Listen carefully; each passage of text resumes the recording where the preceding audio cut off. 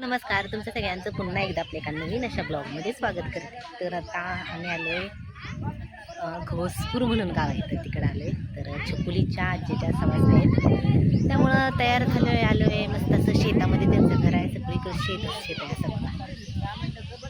आणि चालली तयारी आमची पोळ्या बनवायला सगळे आतमध्येच आहेत.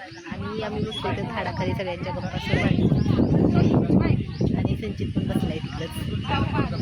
तर छान वाटते, हवा सुटली, ऊन नाही, तसं वातावरण आहे. गप्पा चाललेत काय काय काय काय. इथं झाडाखाली बसले, इथं अन्वी आहे.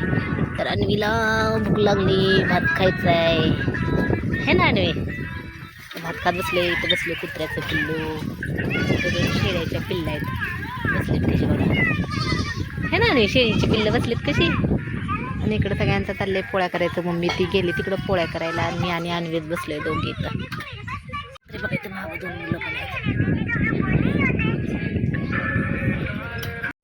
काय करायला लागलंय अन्वी? खायला लागले पापड बसून. इथं संचित तिथं बसलाय.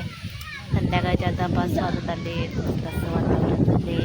जेवायचं अजून काय तर काय सध्या तर काही तयारी नाही म्हणजे अजून वेळच लागेल कदाचित. आणि तर गप्पांची बैठक बसली, जवळपास एक अर्धा ते पाऊण तास झाला बैठक बसली बघा. असे सगळे. आणि इकडे चालली तयारी सगळी अशी.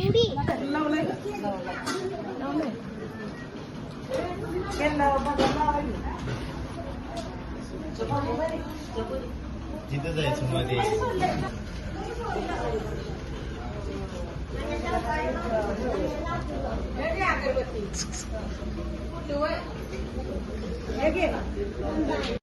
तर जेवण हटत झाला म्हणतो.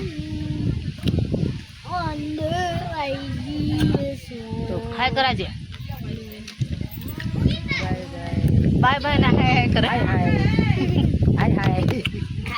हे मम्मीची कोण आहे? आत्या. मंडवल्यावाने काय येते कुठलं?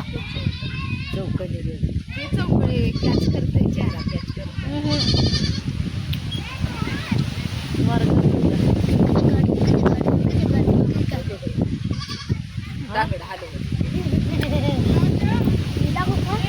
वाऱ्याने थंडी वाजायला लागली ना.